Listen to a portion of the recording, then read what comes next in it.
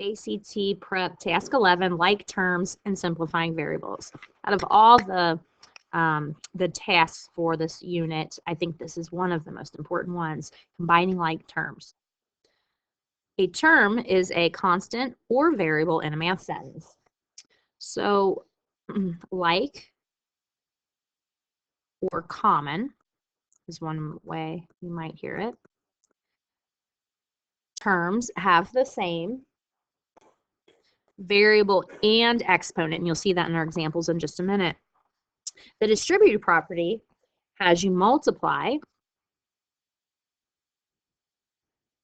a number outside of parentheses with each term, my pen working again, term inside the parentheses. And we're going to do some of those examples in just a minute. When we simplify variables, we are combining like terms, we are factoring,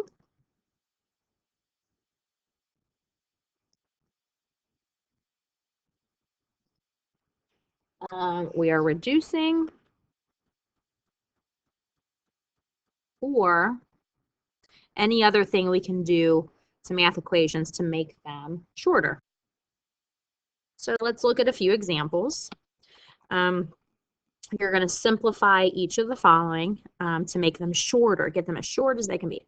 So if you notice on the top of this fraction, we have an x squared hanging out of a parenthesis set, and we've got an x to the, I think that's x to the third on the bottom. The first thing we need to do is take care of this x squared by distributing, which means we're going to multiply this guy to everything, distribute it to everything on the inside. So let's go ahead and do that. X squared times 3x gives us 3x to the third.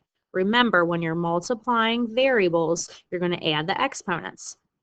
If it doesn't have an exponent, that's like a little secret one. So 2 plus 1 is 3. We're going to do x squared times positive 4, which gives us positive 4x squared. And don't forget the last term, which is a x squared times 6x, which gives us 6x to the third power. We're going to draw the line just like is in the problem and the x to the third on the bottom. So before we take care of anything on the bottom, we got to worry about reducing the top. So I'm just going to highlight my variables that are in common. Each of these are x's to the third. So I can go ahead and add the number or the coefficient in front to simplify it. So I'm simply going to do that. 3 plus 6 is 9, and the x to the third stays the same. Do not make the mistake of saying 3 plus 3 is 6. We do not add the exponents. They stay the same. And I'm just going to rewrite the plus 4x squared and over x to the third. Algebra requires a lot of rewriting. So now we're going to look at this fraction and see if we can simplify. Recall from a couple tasks ago, I believe, when you divide variables with exponents, you're actually subtracting. So let's go ahead and subtract our first set of variables, which is 9x to the third minus x to the third. So we're divided by x to the third. We're going to go ahead and let me give you another color. We're going to subtract. Just going to write that note off to the side. Subtract exponents. Okay. So 3 minus 3 is 0. So those guys cancel out. So I've got a 9 hanging out here all by itself. Now I'm going to go this way. I have 4x squared, and I'm going to subtract the x to the third. So I still have that 4 on the top of the fraction. So I can't subtract it or get rid of it, but I can subtract these guys. And 3 take away 2. I'm starting with the larger one, which is on the bottom. So 3 minus 2 is 1. So I'm left with 1x on the bottom. So this is our final answer. All right, let's take a look at number 2. All right, so on the second problem, we have two parenthesis sets touching each other with fractions in the middle, and that indicates to multiply. When you multiply exponents, just like we did over here in the distribution, you add the exponents. So we have y, we're going to multiply the top. Let me get a mark going. So we're going to look at the top of the fraction. We're going to multiply y to the 12th times 1, which anything times 1 is just itself. We're left with y to the 12th on the top. We're going to multiply across on the bottom. Y to the 5th times y to the 4th. Again, you add the exponents when you multiply. So we're left with y to the 5 plus 4 is 9.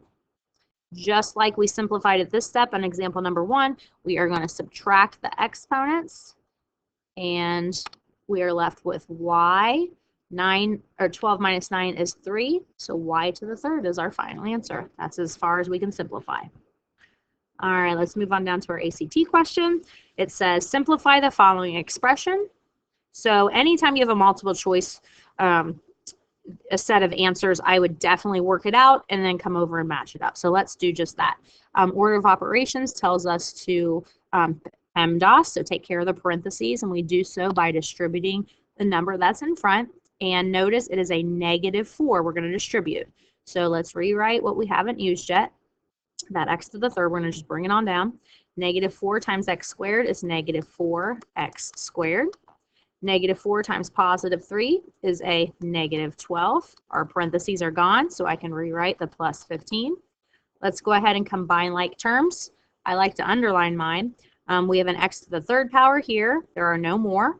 We have an x to the second power here. There are no more, but we have 2 constants. So these are our like terms that we can go ahead and combine. So I'm going to rewrite and bring on down what we're not using. And we're going to just do that. -12 plus 15 gives us a positive 3. So at this step, we double check that we don't have anything in common. We have an x to the third power. There aren't any more of those.